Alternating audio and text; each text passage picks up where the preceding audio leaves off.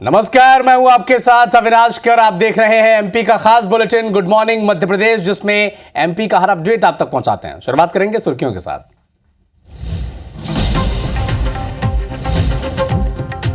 उज्जैन में CM doctor Mohan Yadav का बड़ा ऐलान, धान उत्पादक किसानों को मिलेगा 4,000 रुपए प्रति हेक्टेयर का अतिरिक्त लाभ।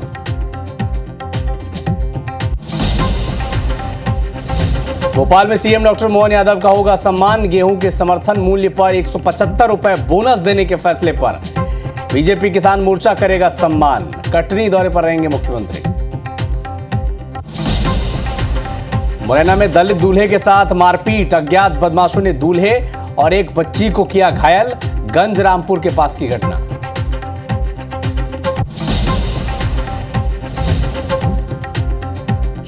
सतना में 4 नाबालिग छात्राएं लापता, एग्जाम देने के बाद लापता हुई सभी स्टूडेंट्स। शिकायत के बाद सीसीटीवी फुटेज खंगालने में जुटी है पुलिस। चैंपियंस ट्रॉफी का महामुकाबला जारी, आज दुबई में भारत और न्यूजीलैंड के बीच होगी भिड़ंत। दोपहर 2:30 बजे से होगा मैच। एमपी के फैंस में खासा उत्साह।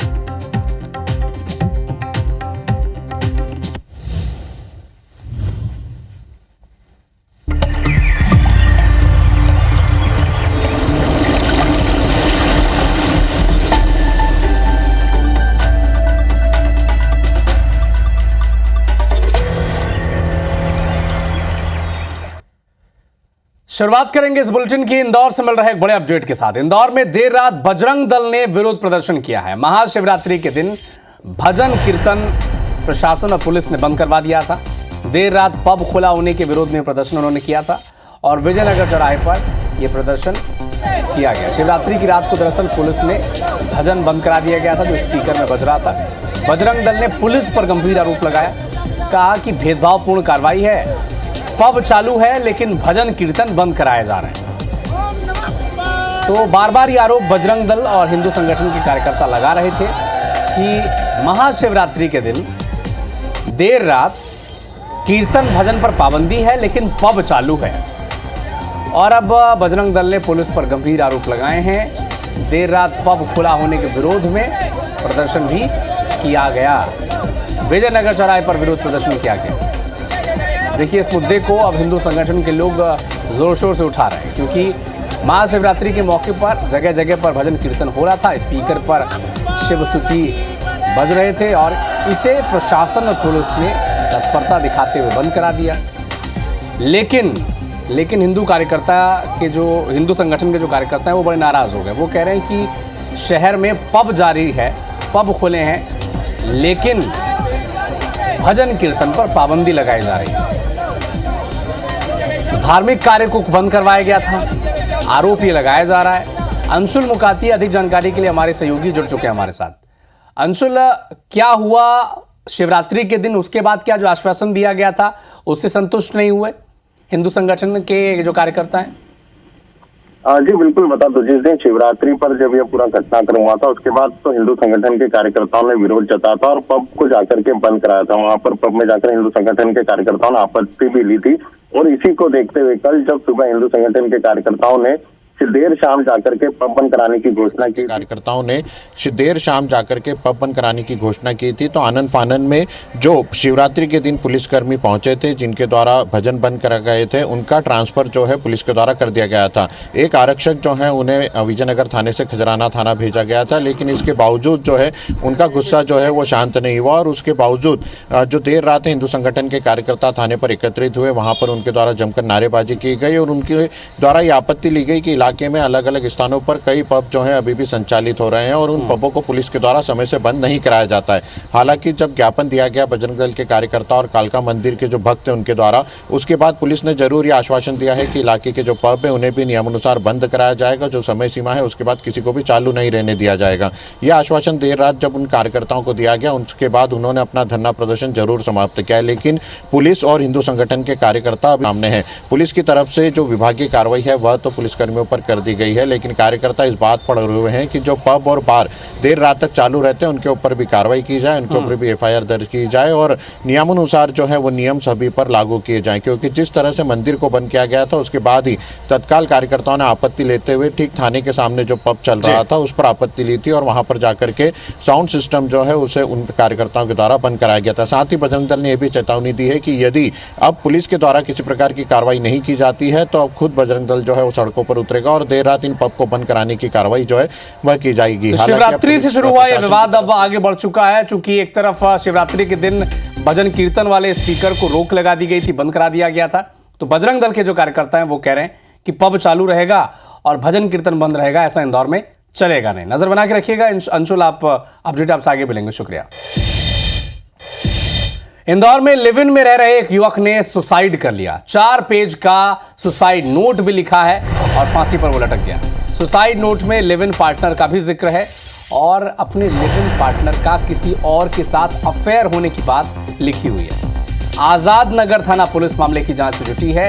एक युवक ने खुदकुशी कर ली है। लिव इन में वो रहता था और अपनी लिव इन पार्टनर का किसी और के साथ अफेयर होने का जिक्र है इस सुसाइड नोट में और फांसी पर झूल गया ये युवक, खुदकुशी कर ली। आजाद नगर थाना पुलिस मामले की जांच में जुटी हुई है। और अधिक जानकारी के लिए हमारे सहयोगी अंशुल मुकाती लगातार हमारे साथ बने हुए हैं। अंशुल, क्या है ये मामला, जरा बताएं विस्तार से। जी बिल्कुल, आपको बता दूं आज़ाद नगर थाना क्षेत्र में मुकेश नामक युवक जो है वो लिव इन में अपनी प्रेमिका के साथ रहता था और कई सालों से ये जो है साथ में ही एक कमरा किराए पर लेकर के रह रहे थे। मुकेश ने जो सुसाइड नोट छोड़ा है उसमें उसने अपनी प्रेमिका के ऊपर ये आरोप लगाए हैं कि लिव इन में रहने के बावजूद उसकी प्रेमिका जो है वो दूसरे युवक से संपर्क में थी और उनके बीच कुछ न कुछ प्यार की बातें जो है वो लगातार होती रहती थी। इसी से मुकेश आहत था और उसने जब अपनी प्रेमिका से बात की तो इसी को लेकर के दोनों के बीच झगड़ा हुआ था, जिसके बाद मुकेश ने 3 पेज का सुसाइड नोट छोड़ा और उस सुसाइड नोट में इन सभी बातों का जिक्र करके उसने अपने ही कमरे में फांसी लगाकर खुदकुशी कर ली। हालांकि अब आजाद नगर थाना पुलिस जो है उन्होंने शव को पोस्टमार्टम के लिए अंबा अस्पताल भिजवाया है और साथ ही अब मर्ग कायम कर इस पूरे मामले की जांच में जो है आजाद नगर थाना पुलिस जुट गई है। इस पूरे मामले में परिजनों के बयान जो है वो पुलिस के द्वारा लिए गए हैं और साथ ही जिस प्रेमिका के साथ मुकेश रहता था उसके बयान भी पुलिस के द्वारा लिए जा रहे हैं और सुसाइड नोट के आधार पर इस पूरे मामले की जांच जो है वो की जा रही है। हालांकि पुलिस का कहना है कि जो सुसाइड नोट मिला है उस आधार पर जांच की जा रही है, सबके बयान लिए जा रहे हैं और इसके बाद ही इस निष्कर्ष पर पहुंच सकेंगे कि इसमें जो प्रेमिका की बात थी या इससे कोई दूसरा कारण भी सुसाइड का हो सकता है। हालांकि प्रारंभिक तौर पर यही कारण माना जा रहा है कि जो सुसाइड नोट में बातों का जिक्र किया गया है उसी से आहत होकर मुकेश ने फांसी लगाकर खुदकुशी की है। अब आजाद नगर थाना पुलिस जो इस पूरे मामले में आगे की जांच जो है कर रही है। जी अंशुल, आप नजर बना के रखिएगा इस खबर पर, आपसे अपडेट्स आगे मिलेंगे, शुक्रिया। सौरभ शर्मा काली कमाई का कुबेर, इस मामले में आज आयकर विभाग उनसे पूछताछ करने जा रही है। उनकी पूछताछ जारी है। भोपाल सेंट्रल जेल में रोजाना पूछताछ आयकर विभाग आईटी की टीम कर रही है। पूछताछ के बावजूद कार का रहस्य अब भी बरकरार है। 3 मार्च को सौरभ जायसवाल, चेतन गौर और सौरभ शर्मा, चेतन गौर और शरद जायसवाल की जुडिशियल रिमांड जो है वो खत्म होने जा रही है और फिर इन्हें कोर्ट में पेश किया जाएगा और रिमांड और मांगी जाएगी। लेकिन इतनी पूछताछ के बाद अब भी वो जो कार का रहस्य है वो नहीं खुल पाया है। वो कार किसकी थी और उस कार में पैसे किसके थे, सबसे बड़ा सवाल है। क्योंकि कार तो चेतन गौर की थी, चेतन गौर के नाम पर ही गाड़ी ली गई थी, लेकिन उस कार में रखे 10 करोड़ रुपए कैश एक कार में होना मामूली बात नहीं है। परिवहन विभाग में केवल 6 साल की नौकरी इस व्यक्ति ने की थी और 6 साल की नौकरी में इतनी अकूत संपत्ति आखिर इसने अर्जित कैसे की? कौन सा सिंडिकेट इसके पीछे काम कर रहा था? अब तमाम एंगल्स पर आईटी ईडी की टीम पूछताछ कर रही है, लेकिन अब भी इस कार का जो रहस्य है वो खुला नहीं है।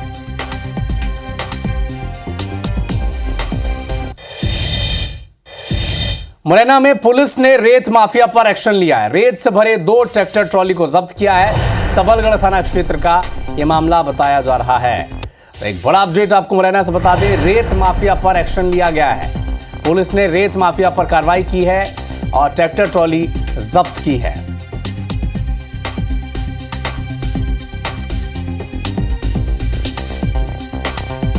तो रेत माफिया जो लगातार वहां पर एक्टिव थे उन पर अब पुलिस कार्रवाई कर रही है। मुरैना में दलित दूल्हे के साथ मारपीट के मामले ने सनसनी फैला दी। अज्ञात बदमाशों ने दलित दूल्हे और एक बच्ची के साथ मारपीट की है। 2 लोग घायल हुए हैं। धौलपुर यह बारात जा रही थी। गंज रामपुर के पास की घटना है। स्टेशन रोड क्षेत्र का यह केस बताया जा रहा है। देखिए, दलित दूल्हे के साथ मारपीट हुई है।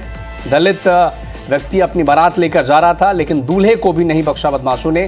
पीटा इसे जमकर। चोट आई है सर पर और चेहरे पर। जरा देखें इसके चेहरे को।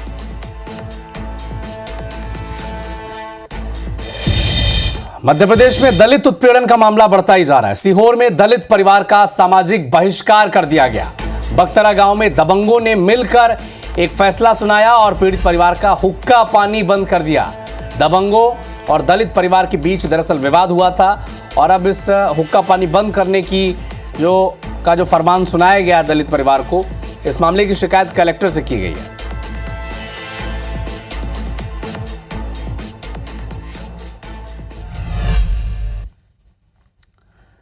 दतिया में सराफा व्यापारी की आंखों में मिर्ची डालकर लूट की वारदात को अंजाम दिया गया है। बदमाशों ने व्यापारी को गोली मारी है। हालत गंभीर है। बड़ौनी मुख्य बाजार के भैरव मंदिर के पास की घटना बताई जा रही है। तो देखिए, सराफा व्यापारी के आंखों में पहले मिर्ची डाली गई और इसके बाद गोली भी मार दी गई। लूट की वारदात को अंजाम दिया गया। स्थिति बेहद गंभीर है सराफा व्यापारी की।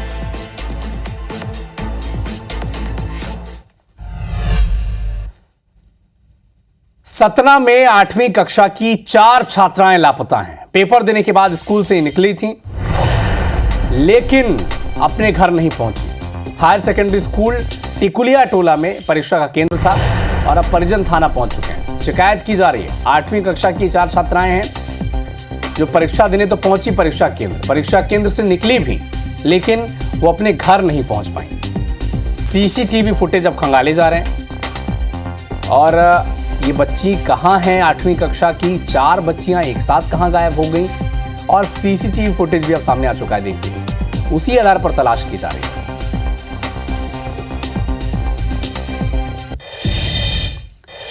बैतूल में गंदा पानी पीने से 200 से ज्यादा लोग बीमार पड़ गए हैं। सभी उल्टी दस्त से पीड़ित हैं। सभी का इलाज अस्पताल में किया जा रहा है। बताया जा रहा है कि पाइपलाइन फटने से दूषित पानी की सप्लाई यहां पर हो रही थी। मुल्ताई ब्लॉक का मामला है। बैतूल में देखिए, 100 से ज्यादा लोग गंदा पानी पीने से, दूषित पानी पीने से बीमार पड़ गए हैं। उल्टी दस्त की शिकायत सभी को है। सभी अस्पताल में भर्ती हैं। इलाज इनका किया जा रहा है।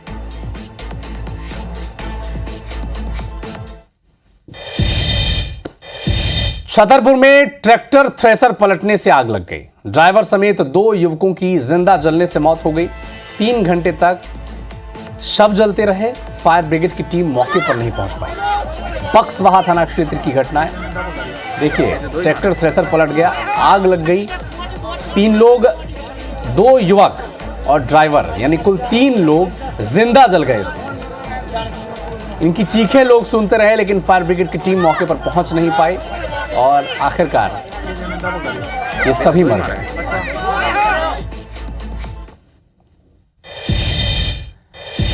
रिश्वतखोरी, इस शब्द से आप भली भांति परिचित होंगे। 2 तस्वीरें रिश्वतखोरी से जुड़ी आपको दिखाते हैं। पहली तस्वीर धार से है। इंदौर लोकायुक्त की टीम ने सरकारी कॉलेज कानवन की सहायक प्राध्यापक प्रभारी प्राचार्य डॉक्टर मंजू पाटीदार को 9,000 रुपये रिश्वत लेते रंगे हाथों पकड़ा। आवेदक का आरोप था कि डॉक्टर पाटीदार ने 4 महीने का वेतन दिलाने के बदले 13,000 रुपये रिश्वत मांगी थी। देखिए, प्रभारी प्राचार्य हैं, रिश्वत मांग रही हैं। इंदौर की तस्वीरें देखिए। प्रधान आरक्षक दलाल के जरिए 50,000 रुपये रिश्वत लेते रंगे हाथों गिरफ्तार किए गए। MIG में लोकायुक्त पुलिस ने प्रधान आरक्षक को 50,000 रुपये रिश्वत लेते रंगे हाथों पकड़ा है। आरक्षक ने पति पत्नी के विवाद निराकरण कराने के लिए 5 लाख की रिश्वत मांगी थी और उसी से जुड़ी ये रकम थी। पहली खेप थी, दूसरी खेप थी, ये जांच में पता चलेगा, लेकिन 5 लाख रुपए ये पति पत्नी का केस निपटाने के लिए रिश्वत ले रहे थे।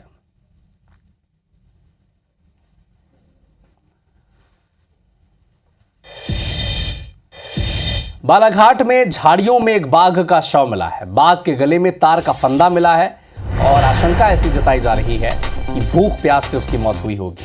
कटंगी वन परिक्षेत्र के कोड़मी बीट का यह मामला है। तो बालाघाट में झाड़ियों में एक बाघ का शव मिला, गले में तार का फंदा मिला और भूख प्यास से इसकी मौत हुई होगी, ऐसी आशंका जताई जा रही है।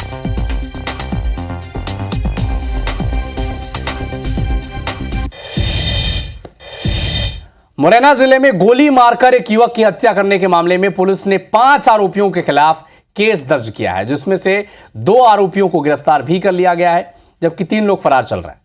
5-5 हजार रुपए का इनाम इन पर घोषित है। पीड़ितों की मांग है कि पुलिस ने तीनों आरोपियों के अब शस्त्र लाइसेंस भी निरस्त कर दिए हैं। पीड़ित परिवार ने आरोपियों के घर तोड़ने की भी, बुलडोजर वाली कार्रवाई की भी मांग की है। इसके लिए 24 घंटे का अल्टीमेटम दिया गया है। और सती सिलायथा गांव में पुरानी रंजिश के चलते राकेश शर्मा ने ध्रुव यादव को गोली मार दी थी। इलाज के लिए ग्वालियर ले जाते वक्त ध्रुव ने दम तोड़ दिया था। इसके बाद परिजनों ने न्यू हाउसिंग बोर्ड कॉलोनी के सामने नेशनल हाईवे 44 पर जाम लगाकर प्रदर्शन किया था।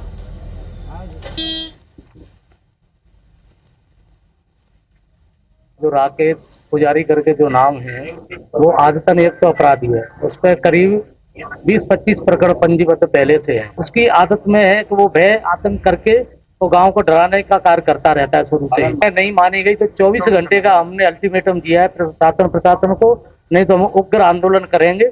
कल चिलायथा गांव में एक मर्डर की घटना सामने आई थी, जिसमें पुलिस द्वारा रात में प्रकरण पंजीबद्ध कर दिया गया है। इसमें कुल 5 नामजद आरोपी हैं, जिनके खिलाफ प्रकरण पंजीबद्ध कर दिया गया है और मृतक है जो उसका भी पीएम चल रहा है और आरोपियों की दबिश के लिए टीमें लगातार लगी गई हैं। उन्होंने शस्त्र लाइसेंस निरस्त कराने की बात कही थी।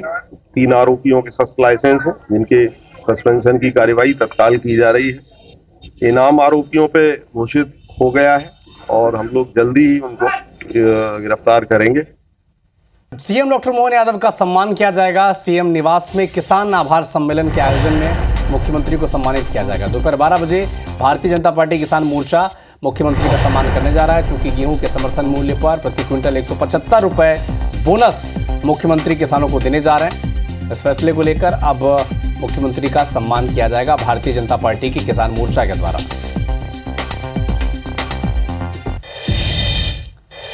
सीएम डॉक्टर मोहन यादव ने एक बड़ा ऐलान किया है। धान उत्पादक किसानों को अतिरिक्त लाभ 4000 रुपए प्रति हेक्टेयर का अतिरिक्त लाभ दिया जाएगा। कृषक प्रोन्नति योजना में धान पर अतिरिक्त लाभ दिया जाएगा। 4000 रुपए प्रति हेक्टेयर जमीन पर यह लाभ किसानों को दिया जाएगा।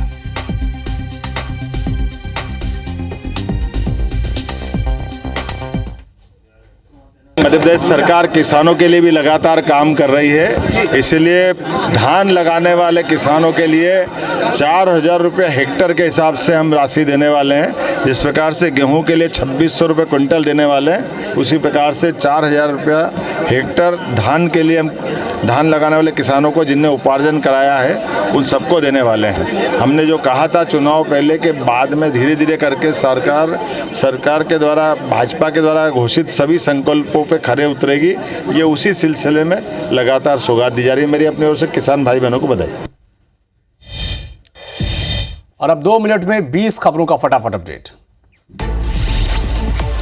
आज सीएम साई की अध्यक्षता में दोपहर 3 बजे से मंत्रालय में बैठक होगी और मीटिंग में बजट को लेकर भी चर्चा होगी। 3 मार्च को छत्तीसगढ़ का बजट पेश होगा।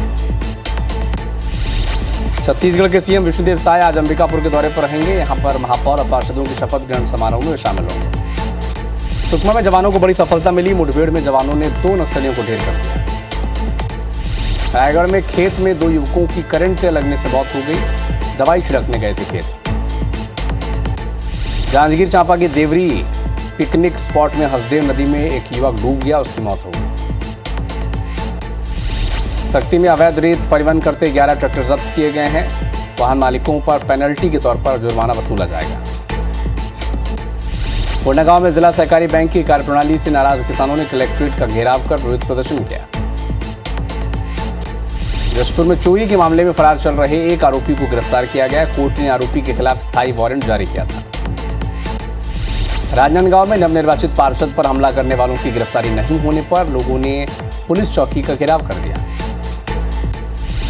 बिलासपुर में आदतन बदमाश ने शराब पीकर खूब हंगामा किया। क्लब में युवकों के साथ गाली गलौज की। जशपुर में नाबालिग को भगाने वाले आरोपी को पुलिस ने गिरफ्तार किया। आरोपी से घटना में इस्तेमाल की गई बाइक जब्त की गई है। बलरामपुर के राजपुर वन परिक्षेत्र में लकड़ी से भरे एक ट्रैक्टर को जब्त किया गया है। सागौन के 50 छोटे पेड़ काटकर इसमें रखे गए थे। दंतेवाड़ा में प्रेमी जोड़े ने फांसी लगाकर खुदकुशी कर ली। गांव से दूर जंगल में दोनों की लाश एक पेड़ पर लटकी हुई मिली। बलरामपुर जिले में सीमांकन कराने गई राजस्व विभाग की टीम पर हमला हो गया। एक पक्ष ने बाइक चढ़ाने का प्रयास किया, जिससे आरआई घायल हो गया। शिकायत की गई। बिलासपुर में युवक ने दोस्ती कर युवती से दुष्कर्म किया। नौकरी के नाम पर 5.5 लाख रुपए की ठगी थी।